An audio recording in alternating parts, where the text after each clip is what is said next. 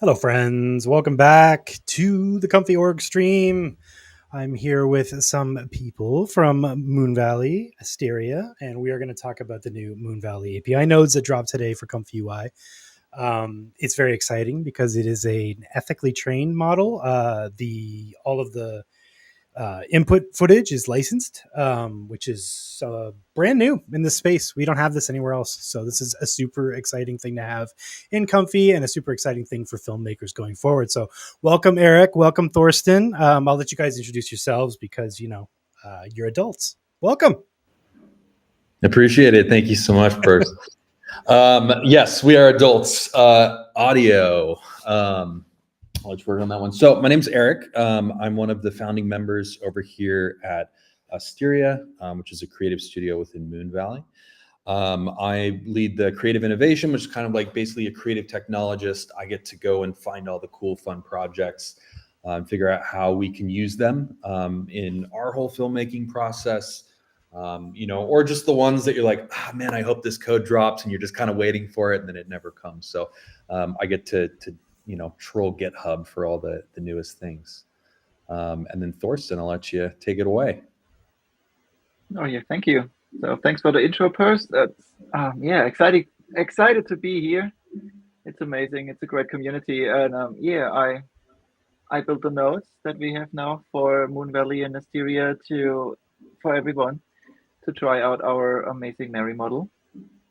And yeah, I love Comfy. I love the environment. I love the community.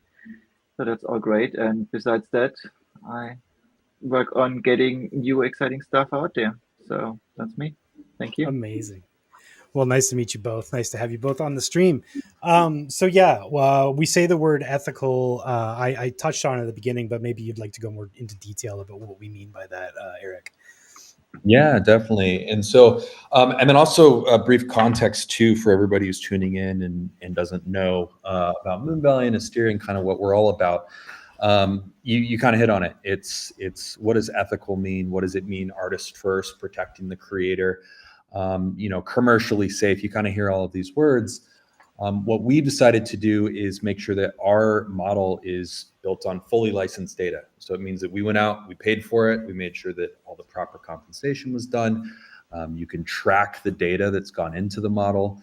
For us, ethical just means that these are considerations that we're making. What does it look like as we move into sort of a new paradigm of filmmaking, of content creation, and how do you make sure that you respect all of the work that's at the center of these like really, really powerful foundational models.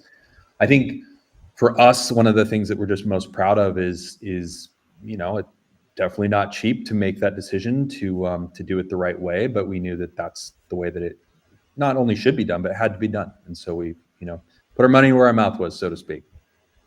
Yeah, that's amazing. So, do you think like Hollywood will start to view AI tools more favorably if they're trained on licensed stuff as opposed to just like sort of jack in the box? I don't know where it came from. Shrug my shoulders. Hopefully, I don't get sued. I know I'm leading the question here, but like how do you think that's going to impact Hollywood in general? Being able to pull from a library of stuff that is owned is licensed. Yeah, I mean, I think it kind of already is. What's so exciting about this whole conversation as well is you can have a video model that does these amazing things that's legally defensible and you can feel good about using it, but in tandem with that, okay, so you have this amazing thing. How do you interact with it? And what's been so cool about our Moonvalley sort of Asteria company is that essentially we've spent all of our time crafting these tools for filmmakers to actually control this awesome model. And so you'll see, in the Moonvalley app, if you go to that, and we're going to bring it to Comfy soon, or a good chunk of it. There's things like camera control, motion control, expansive video. There's all these different tools that you need as a filmmaker. But it's not just a bunch of developers that are out there kind of pushing, okay, I think people are going to want this. There's actually artists and filmmakers at the center. And so as much as the ethical model, something that's really, really important to Hollywood and all of the artists and the creators, it being a suite of filmmaking tools, I think is also a really amazing attractor for a lot of different talent.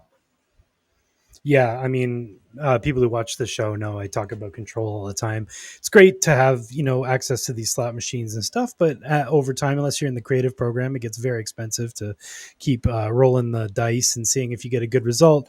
But once you start, I've got some motion. I want to control. I've got the poses. I've got a depth map. I can actually set the composition of the thing I'm trying to make. That level of control starts to really matter. And like, how do you envision filmmakers integrating Marey like into their pipeline in that way? Like maybe like refilming VFX scenes and things like that. Like, what have you come across that works really well?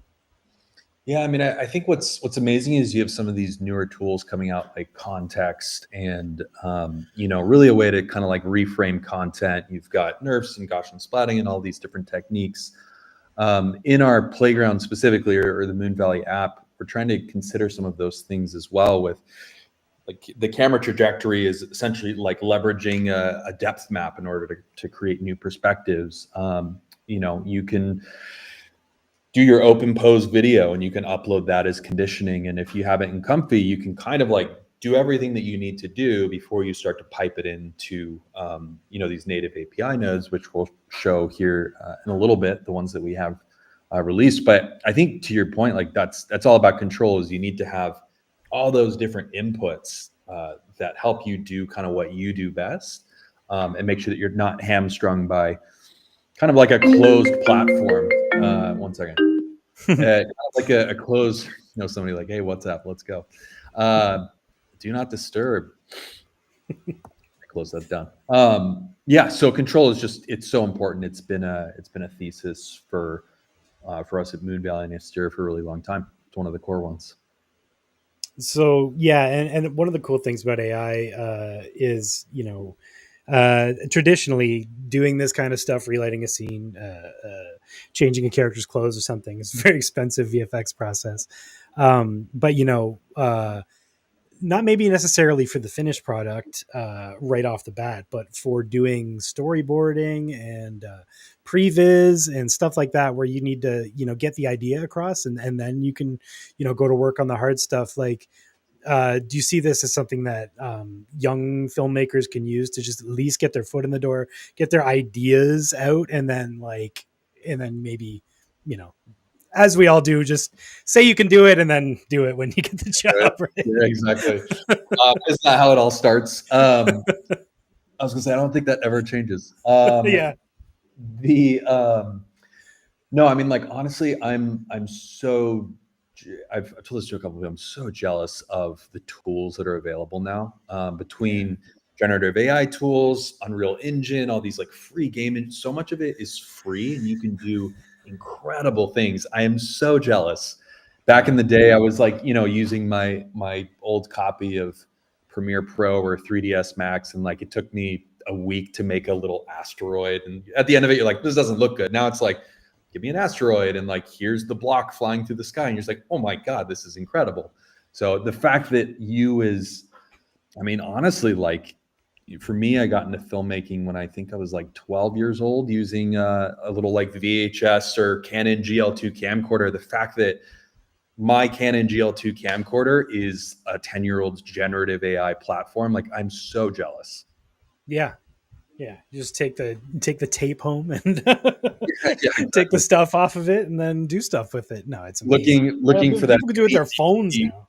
Yeah. Oh, it's like just even like the last 10 years. But yeah, it is absolutely incredible what's come out. And like, just even, kids in college, and again, just younger, like, honestly, people that are trying to do career transitions or just love doing this. I know so many people that just have a passion for this stuff. There's actually like real new opportunities for, people say new creators, and a lot of times you think, oh, okay, well, it's a young kid that's just an upstart. No, it's like somebody who's moving professions, or have these amazing opportunities now because you're one of the only people in the world that can do this thing, and you become an expert at it, and your results show, and it's really, really special.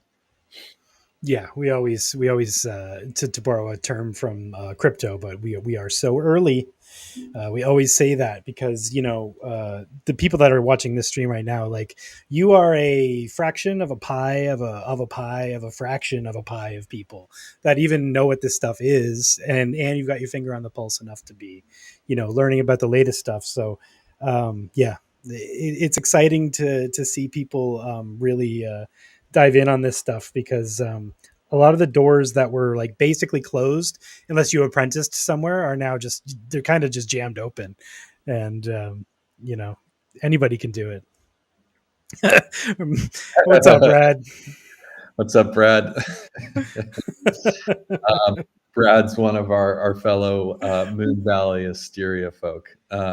So I love Peter, that hand. Peter says this might be what we've all been waiting for. It's possible. Yeah, yeah. I mean, we hope so. Like I said, we've put a lot of blood, sweat, and tears, and then really, really late nights the last couple of weeks to bring this out as sort of like the beginning. We're looking at it. For us, it's been a massive marathon. We've made all of these incredible like business decisions and things that were important to us that aren't necessarily I mean, you see the whole legal landscape and what lobbyists are going after and everything that aren't always important to everybody. But we also know too, like I said at the beginning of what we were at Asteria, is just like open source stuff. We were making open source nodes, and in having that community at hand, it's like such a special, tight knit community. To your point, like, you guys you're not even tip of the spear, you're like tip of the needle. Like, it's a special place to be as an early adopter, and it's a badge of honor, so to speak. Yeah, and the skill sets you can build right now are kind of bonkers because the tools that will build the path forward are being built right now. Like we haven't even built the tools that build the tools to build the things yet. So we're still don't feel overwhelmed is what I guess I'm trying to say.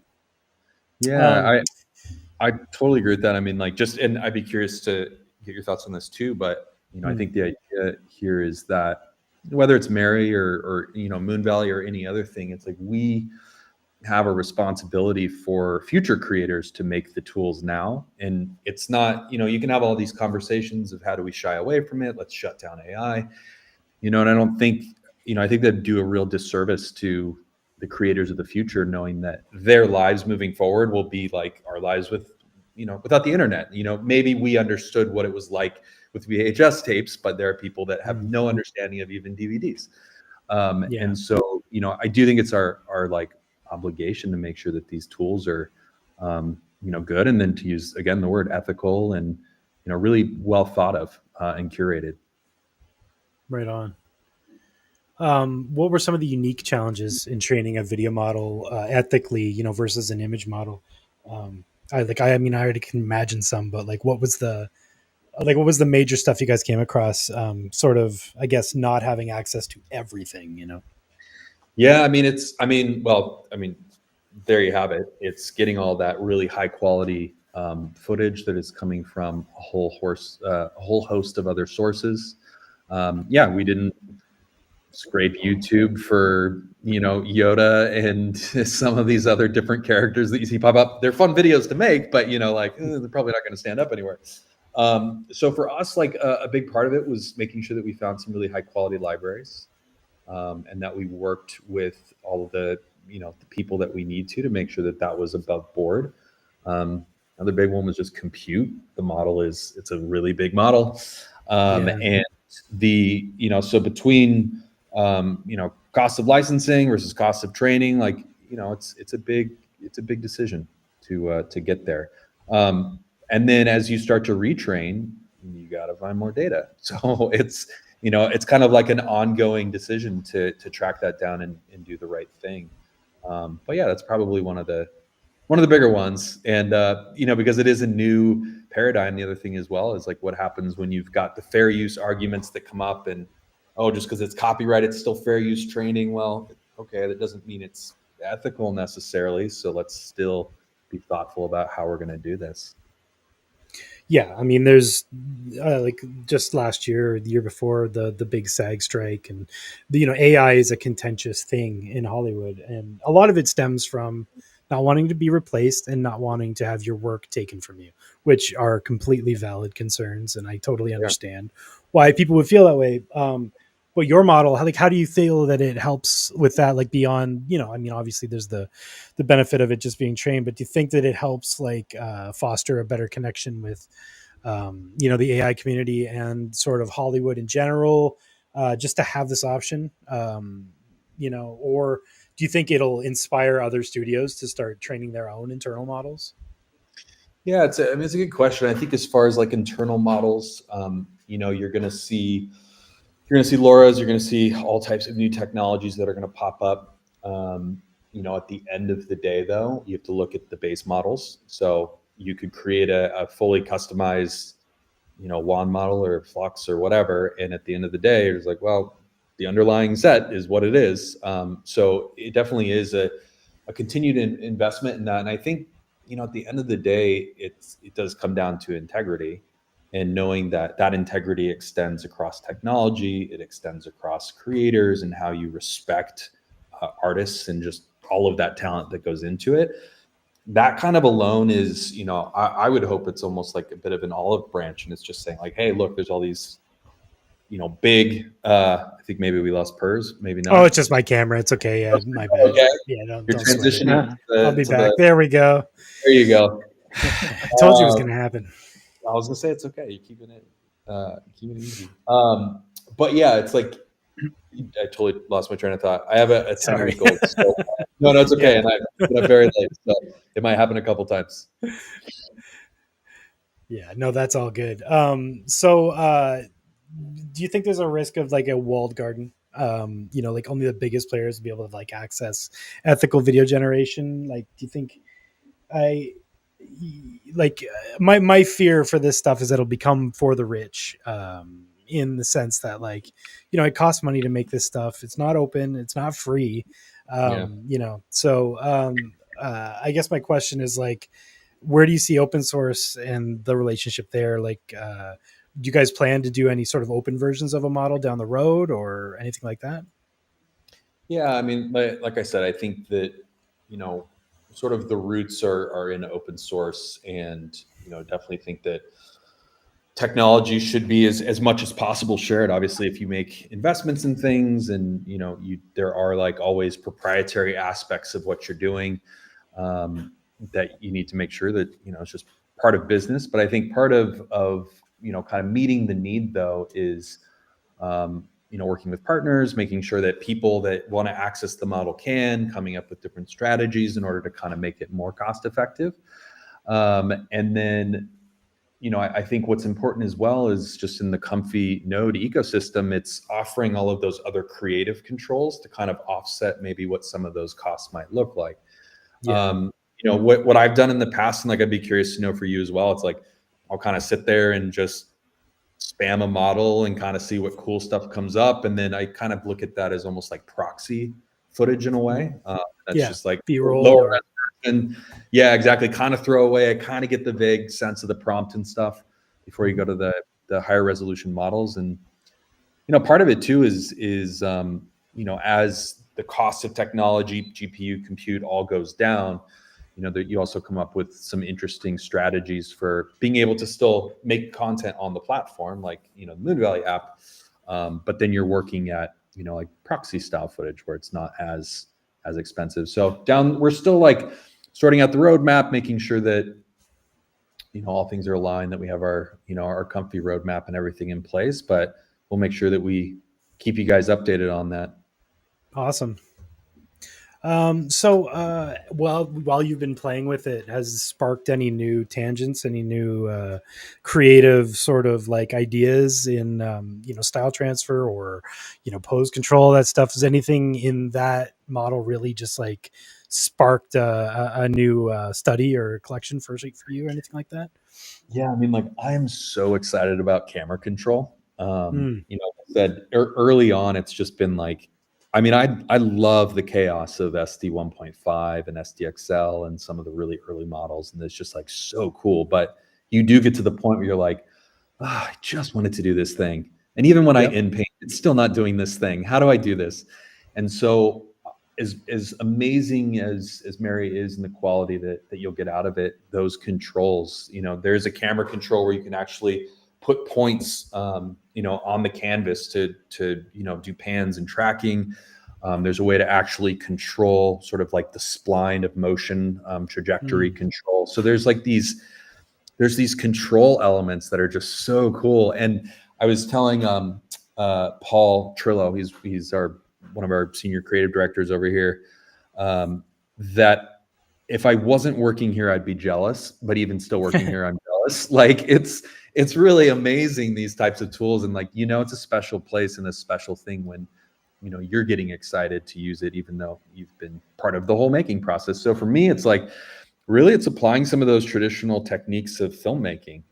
It's incorporating live action footage and knowing that it's not just a re-roll of the slot machine being like, it's not what I want, it's not what I want, it's not what I want. It's a really beautiful style frame of the first frame, and then it's an awesome underlying video, and then those two things merge together. Marey does really well with that, and a good prompt. And that's just like, I think like when people on Instagram or whatever, these big projects, they're like, we made 10,000 Mid-Journey images this weekend and we did this. I'm like, that's not a great thing. At the end of the day, that's like, nobody really wants to do that, because like 99% is no good. The more you gotta look at 10,000 images. I was gonna say, now you gotta look at 10,000, or you're just not. You're just like clicking roll and energy consumption and all these other conversations. But at the end of the day, being able to really curate the content that you want to see as a creator is just, it's human. It's just human. It's what we want to do. Yeah. Oh, do you want to show the reel of what it can do? Let's. We've been talking about it, but nobody's seen it yet. Yeah, definitely. I was gonna say, did I kick that to you? There we go. I think I jumped into the wrong screen there. Let me get rid of mine, and we'll pull up yours. There we go. You should be floating heads now. Give me 1 second here. Yeah, we're just going to show everybody the sizzle reel. Essentially, you can see what Marey does, and I have some cool videos too, and I'll show you some other things I've done with the API nodes, and we'll get into some workflows and do some other fun stuff. Yeah, let me share a different screen here. All right, and hopefully it'll do the audio. We'll see. So if you share your screen, don't share your audio, because it'll share us back through in a loop. But if you share the tab, it'll be fine. Okay. So let me make sense. Yeah. Restream 101, everybody. I was gonna say, yeah, well, we learned this the hard way the other day. Don't worry. Let me drop this in here. Here, give me 1 second here. I think I got to go to YouTube. I was just thinking. Oh yeah. I know this. I know this pain. How do you play a video in a browser, man? I tried just now. Didn't work. I know. You drag it in and it tries to download it again. You're like, it's on. Drag it in. Like, it's not what I want. It's not what I want. No, I know. I know the pain. Let me get a YouTube link here. Cosmic would like your API key if you don't mind. Yeah, sure. Coming right up, buddy. Definitely.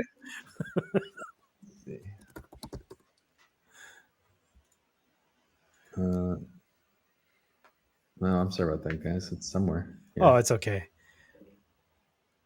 The technical difficulties in the name of the game. That's not it. Let me Slack somebody. Okay, I'll pull up the Node one for now, and we'll yeah, please, we'll go back to it.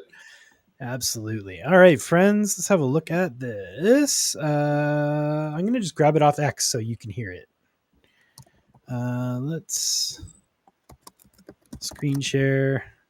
Now I'm going to be awkward. Imagine being prepared.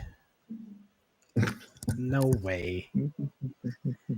It's a live demo. This is what has to happen. Hopefully, Yeah, it's just that's how it you works. misshare videos and not technology. I want this one, I think. No, not that one. Sorry, friends. Apologies. Oh, actually, you know what? I think I can just upload the video. For being in technology, you think I'd...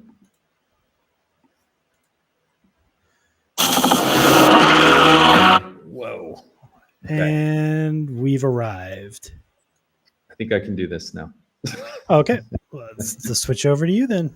Okay. Boop. We did it. All right. So let me know if you can hear this here. Let's go.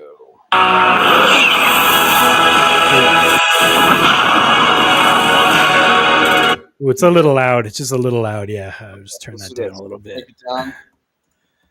I was just Sorry, friends. Technical difficulties. one second. Here we go. You're right. It wouldn't be a PERS stream if we didn't have tech issues. There we go.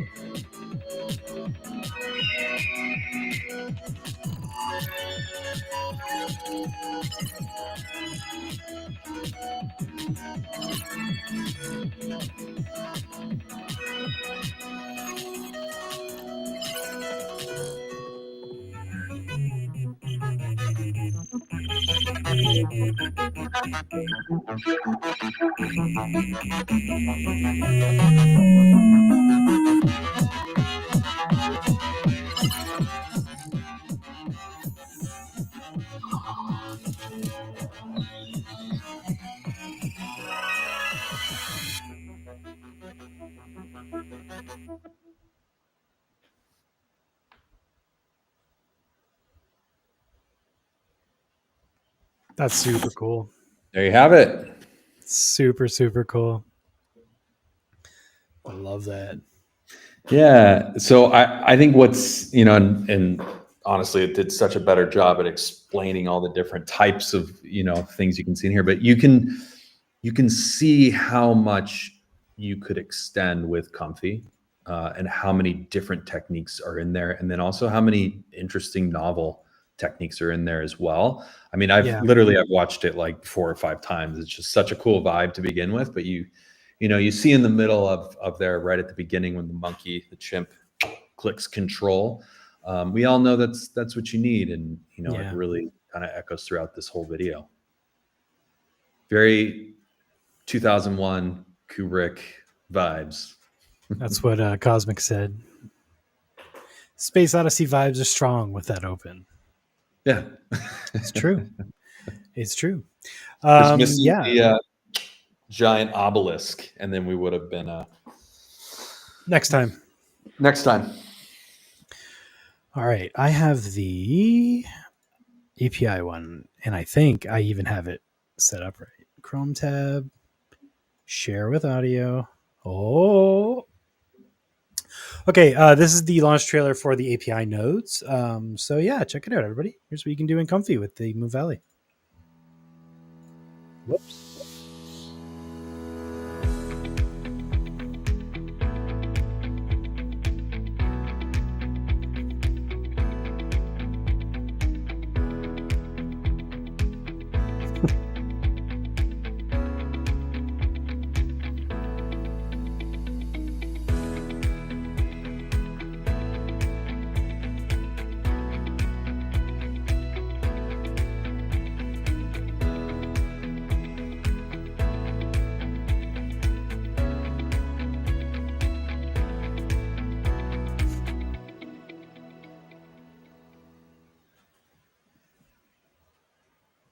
That's great. Yeah, it's amazing. I love those cats in there. That's the first thing that my children wanted to do too. I want to have a cat in there. It's playing again. There we go. So yeah, let me pull up. I have a bunch of videos I've made with it already. And I will replace that with entire screen. And there we go. While you're loading that too, Mm-hmm. you saw it in your video. I think what's exciting about this model is that it natively does 1080p.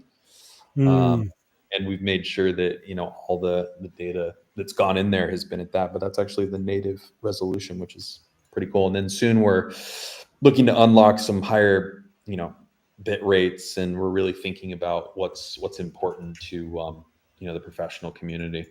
Mm-hmm. All right. Well, I know how to use Windows. There we go.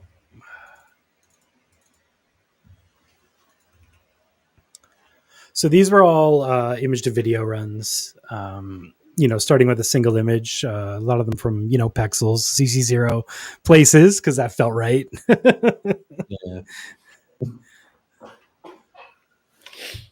How long of a clip can you make in the API nodes? Thorsten, got a question for you.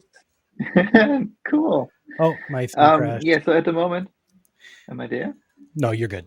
At the moment, we enabled 5-second videos from within Comfy, and we're soon to be releasing 10-second videos as well.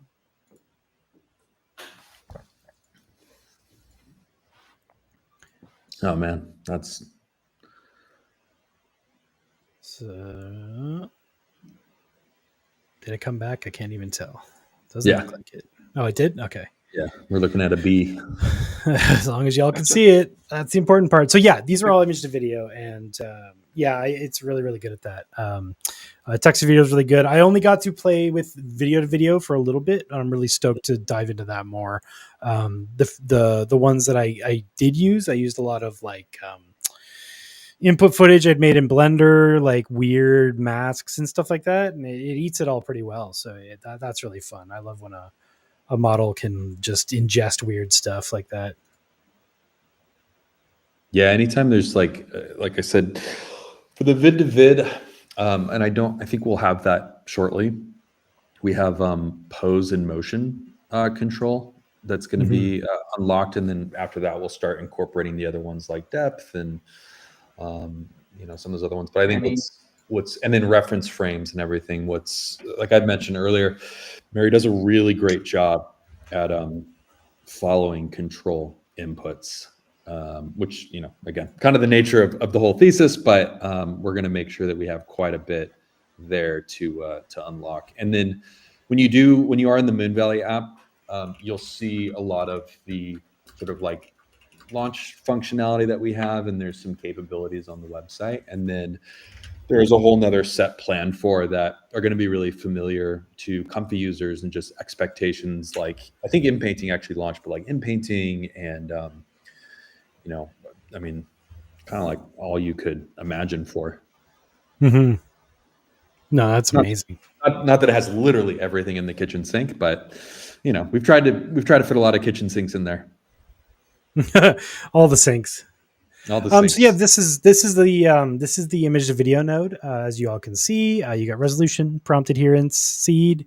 The control after generate is to control what the seed does, and steps. You can play with these values, but you know, defaults are usually the way to start. 16 by 9, 9 by 16, 1 to 1, 4 to 3, 4 by 3, 3 by 4, 21 by 9, all the stuff you'd want for socials and things like that. And it's all like around 1080p. Yeah, banging. Someone asked how long it takes. Right now it takes about 300 seconds to do a run, but you know, I'm sure the time will go down as things progress. Yeah, we have a lot of great partners and stuff that we're working on with that. Like I said, I think it's a 30 billion parameter model. It's quite large. So, you know, as we start to get into optimization and everything like that, that'll definitely help with that. As far as the resolution goes, remind me, Thorsten, are we Are we cropping some of that stuff with the APIs? Can you speak to some of that resolution and how we're handling that? That's a fair question. There is some resolution input that's been handled on the API, but for the moment we have input video, and it tries to get the same or similar resolution on the output video. Having said that, we should still stick around the 180p, from all I know. Yeah, so as you start to do your style transfers with pose and motion and all that stuff, having that first frame that matches your kind of driving video is becomes important. Very. Yes, but it is cropped to some degree, so it fits the 1080 on the output. I like your penguin. Yeah, let's have a look at the penguin here. Vegas penguin from earlier. We decided. So yeah, basically we've just been making images. If you've seen the stream recently, I've just been making images with Flux, with my friend's Flux Laura that he made of my face, and it's pretty good. But just running those through because I was actually able to get some really cool animated outputs, but it's my understanding this is more of a realism model, right? Yeah, for right now. We're working. But again, I did the astronaut one. That was this.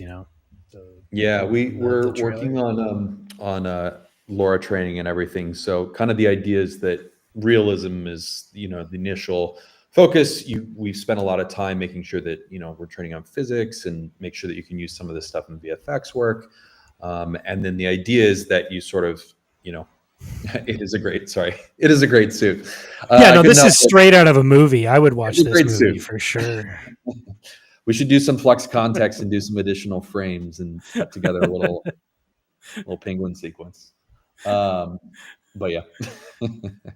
Nice little penguin suit.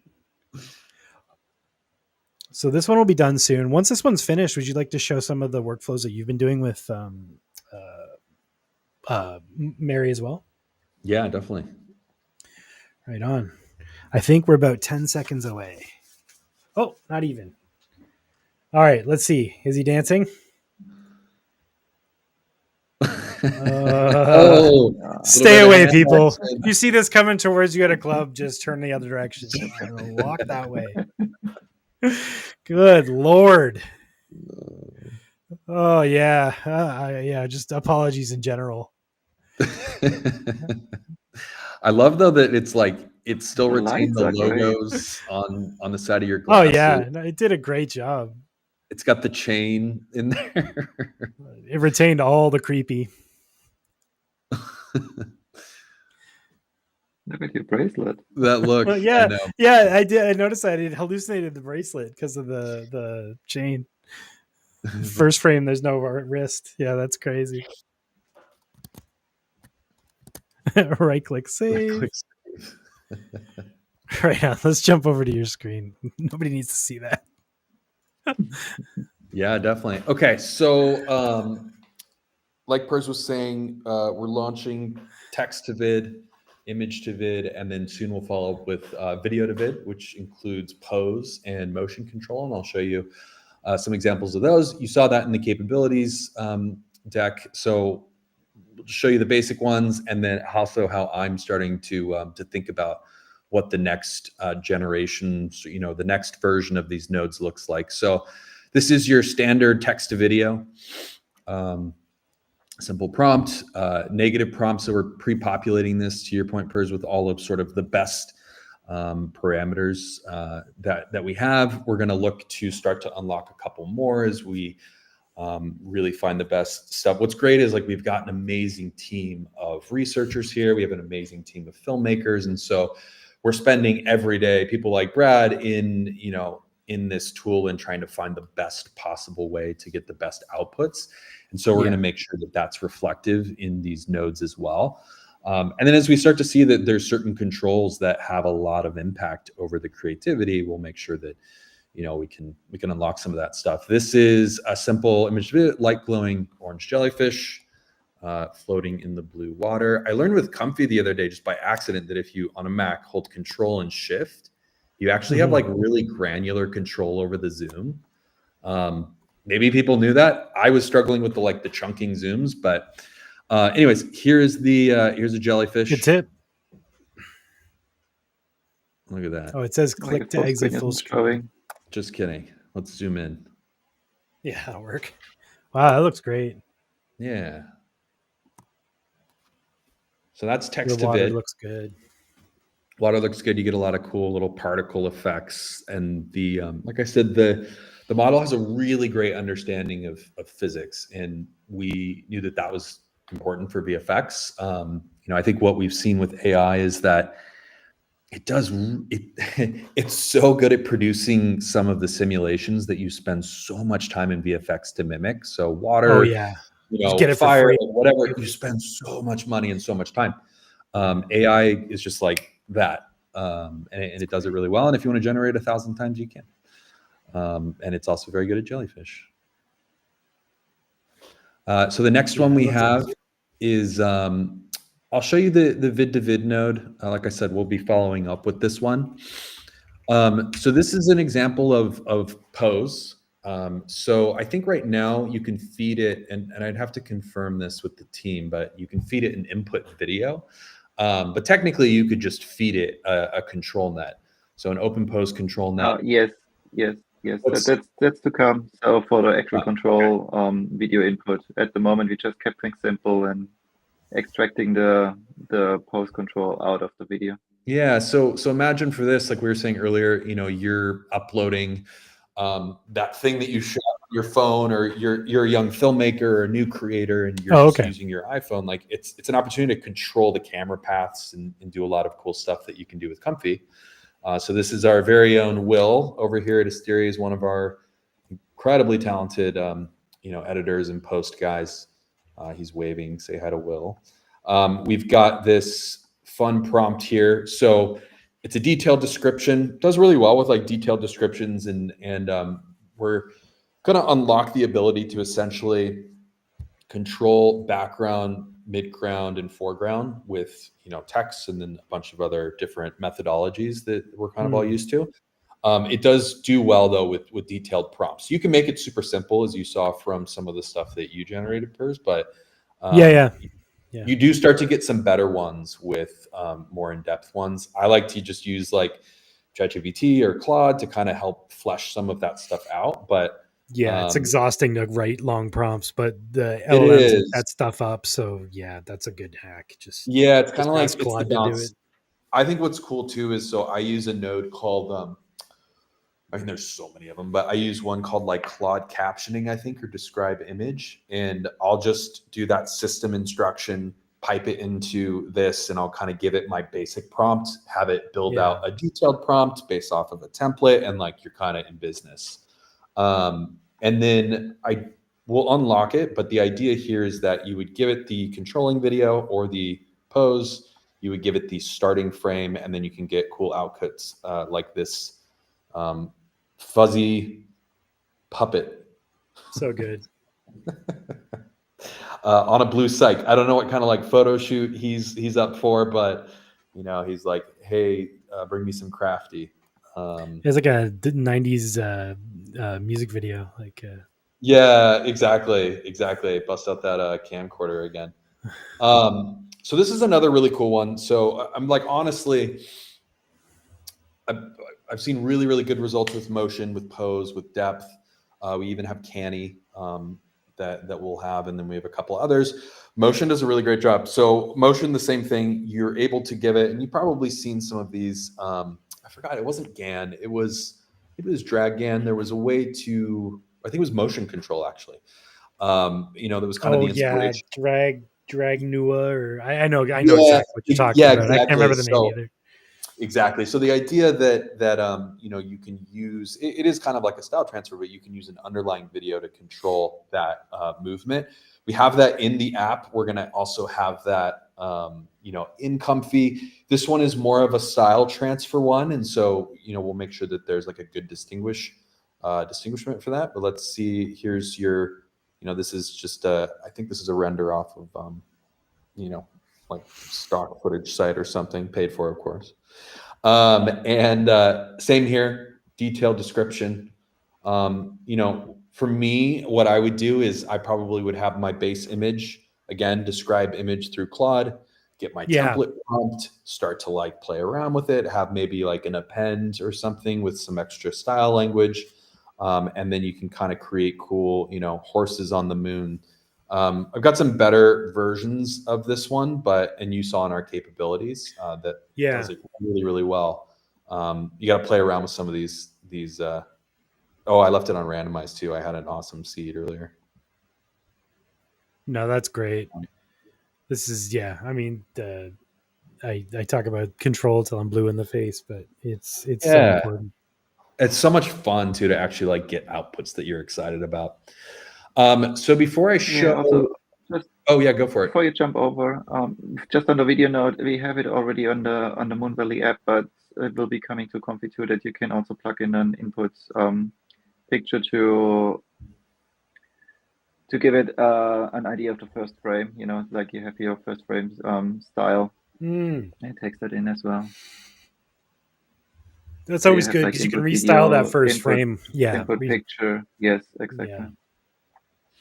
Yeah, and you'll see in I have a Flux context workflow that I use with it, and actually, well, I guess I'm not controlling the first frame, but what's nice to your point, it's like image to image, use Flux Dev, use whatever image generator you want, and restyle that, and then bring that in, and still like super quality results. I'm going to show, this is like an interesting one that I've started developing the other day. So this is a context relight flow that I then use Marey to animate those different frames. So this is one that just came out of, Flux Dev. We were live about this earlier. It's like a Miller's Crossing 1940s black Cadillac. It's the time of night in a forest that you just don't want to be a passenger in. And there's like mafioso with some Tommy guns there. So Flux context, as everybody knows, just like an amazing model. Change the sunset to daytime. Do not change anything else in the scene. Now there's a Flux context relight LoRa that apparently does really good. This was before that. So what I did is, that's the input. We got this awesome output here. Let me use my shift control technique. And then using the RG3 node, we can kind of see the difference here. There's a little variation. It's Flux context, but then I go ahead and bring it into, to Marey. So same prompt with some slight tweaks based on the time of day, but otherwise the exact same. And then here's my car going down the street in slow motion. Looks like maybe it's catching on fire or something. I'm not sure. And then this just a little, and then this is our cool Miller's Crossing one. So nice cinematic shot. Yeah. Kind of rolls in, soft focus. It's really, I mean, the reflection of the trees on the fender, like, it's crazy. Yeah, it's like you get that, you get a little bit of the headlights, the fenders, you even get the glass. Like, it's just, I mean, yeah, there's some that are just so great. Yeah, I could watch that a lot. So the one that I'm really looking forward to is when we start to incorporate multi-frame. And I think obviously Flux context, that was one of the primary things it was made for. And a lot of the platforms have keyframes, it's not a new thing. But what we've tried to do and what we're doing is unlocking the ability to control the keyframe at a very certain point, within the generation time. So you're not locked into 2.5 second mark and 5 second mark, or whatever, half the generation like runway or cling. But you're actually able to control at what frame you want this keyframe to happen. So in this workflow, just kind of like a standard, let me just bypass these 1 second. I'm not going to run it because I don't want this to go for a little bit, but standard text to image, I'm just using FAL, Flux Dev on a Mac. creating astronaut photos. It's personal. I just love astronaut photos. Landed on one of an astronaut who's going up to like the first asteroid. There's like $1 trillion asteroid in the system that they want to land on the Earth. So who knows? Maybe it's that. I'm using image to image to kind of like add a little bit of film grain, pump up a little bit of that, IMAX look, maybe Super 35. I came across the Recraft upscale, which I thought was pretty good. There's like a standard, just crisp one, which produced some decent results to get it up to 4K in Comfy, but obviously you can use a bunch of different generations. Then I used my shift control technique got out of control. Then I use context to, based off that frame, this one right here, go ahead and create those frames. So we've got the close-up, change camera angle to extreme, astronaut's black visor, change camera to extreme wide shot, so the astronaut's very tiny, and then you've got your like close-up angle. What I like to do is I like to add like a little preview chooser node. I think it's the RG3 one, or I forgot what the pause. There's like a nice pause node, basically. To like select your nodes or whatever. Yeah, or select your nodes, exactly. And so for right now, you can see just with the Marey generations, where we're at just being an image to video node. This is image to video.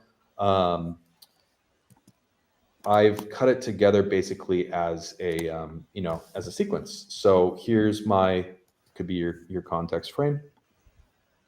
There's one of your Marey models. He's traveling up the asteroid, trying to land on it, maybe looking for the gold. Here's our slightly farther one. He's drifting behind the asteroid. Nice. And then our wide shot as he's trying to find a place to land. So the way that I would use this particular cutout or cut up is that, if I'm working in an agency, or if I've got style boards, or if I want to animate my storyboards, imagine at the end of this, you've got like VHS combined and you've edited your sequence in there, or you take this into Premiere, or, you want to do a pass and nuke. You can, but out of this, you get really clean, consistent, looks. It's a clean model. Obviously, it kind of depends on your underlying image. We're making sure too that, that underlying image is safe, but you're welcome to use whatever you'd like. And then drop that into your projects. So whether that's an astronaut or some other cool, crazy car commercial, or 3D project or whatever, you're able to create a really compelling cinematic sequence.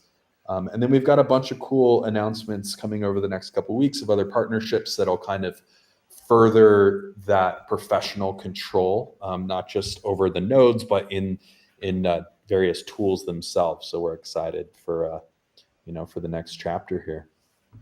Yeah, that's super exciting.